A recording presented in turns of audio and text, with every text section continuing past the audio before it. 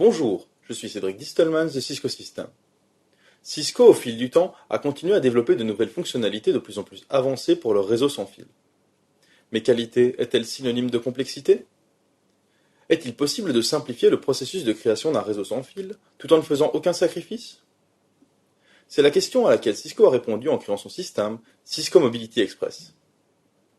Mobility Express combine les fonctionnalités d'un contrôleur de réseau sans fil avec les toutes dernières technologies sur le marché en un seul et unique point d'accès. Laissez-moi vous présenter sa facilité ainsi que sa rapidité de déploiement. Donc pour ce faire, j'ai besoin d'un câble Ethernet que je vais connecter à l'arrière de mon point d'accès 1830 sur le port PoE. Je vais ensuite connecter mon câble sur l'un des ports de mon switch et celui-ci va donc fournir la connectivité réseau ainsi que l'alimentation électrique nécessaire à mon point d'accès. Une fois le point d'accès démarré, celui-ci va automatiquement émettre sous le réseau Cisco Air Provisioning. Je vais maintenant pouvoir commencer à configurer mon nouveau réseau sans fil. Pour ce faire, j'ai décidé d'utiliser une tablette, mais il est également possible d'utiliser un navigateur Internet. Dans un premier temps, pour accéder à la configuration de mon contrôleur, je dois me connecter au réseau Cisco Air Provisioning. Une fois connecté, je peux lancer l'application Cisco Wireless. Cette application est disponible sur l'App Store d'Apple ainsi que sur le Play Store de Google. Je me rends ensuite dans la section Provisioning et je crée un compte administrateur sécurisé par un mot de passe. Je peux maintenant configurer mon réseau en suivant 5 étapes simples. La première étape consiste à donner un nom à son système, ainsi qu'à sélectionner le pays. Je me trouve actuellement en Belgique. Il faut également sélectionner le fuseau horaire correspondant.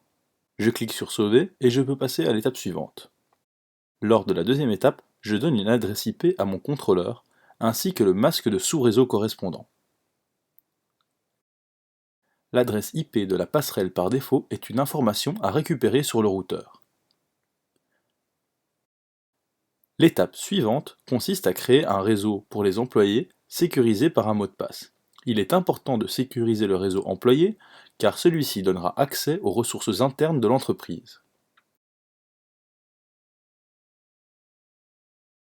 Je crée également un réseau invité. Le réseau invité doit être séparé du réseau employé parce que les invités n'auront pas accès aux ressources internes de l'entreprise. Lors de la dernière étape, je donne quelques informations sur la manière dont le réseau sera utilisé. Le contrôleur va ensuite appliquer automatiquement des optimisations à la configuration. Je peux maintenant sauvegarder et confirmer la soumission de la configuration au contrôleur. Le point d'accès va maintenant démarrer et nous pourrons utiliser le réseau que l'on vient de configurer.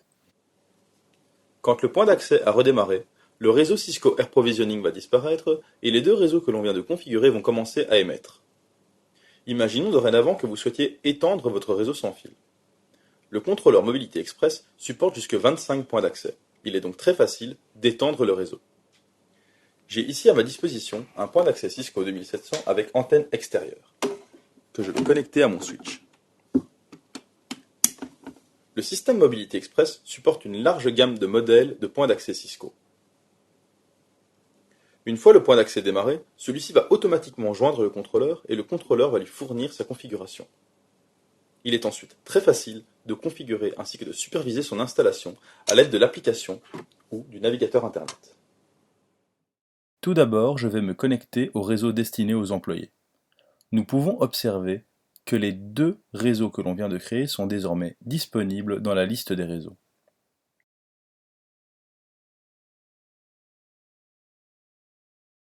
J'ai maintenant accès à la section Monitoring de l'application.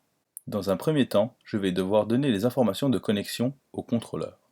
Il s'agit donc de l'adresse IP que j'ai configurée, ainsi que des informations de connexion du compte administrateur précédemment créé. J'ai dorénavant accès au tableau de bord du contrôleur. La page d'accueil permet de naviguer à travers différentes sections, permettant de superviser ainsi que de configurer de nombreuses informations concernant le réseau. La section Network Summary donne accès à toute une série d'informations générales concernant le réseau. Nous pouvons observer que les 2 points d'accès ont bien été ajoutés au réseau et que nous avons un client actif connecté.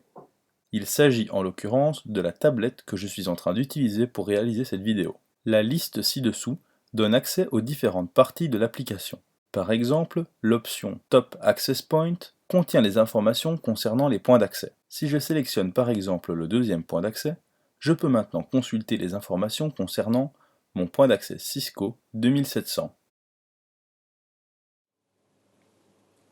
Ceci conclut donc notre vidéo. Nous avons réussi à mettre en place un réseau sans fil respectant les recommandations Cisco, non seulement en termes de connectivité, mais également en termes de sécurité, et tout ceci en moins de 5 minutes. J'espère que cette vidéo vous a été utile. Merci de l'avoir regardée.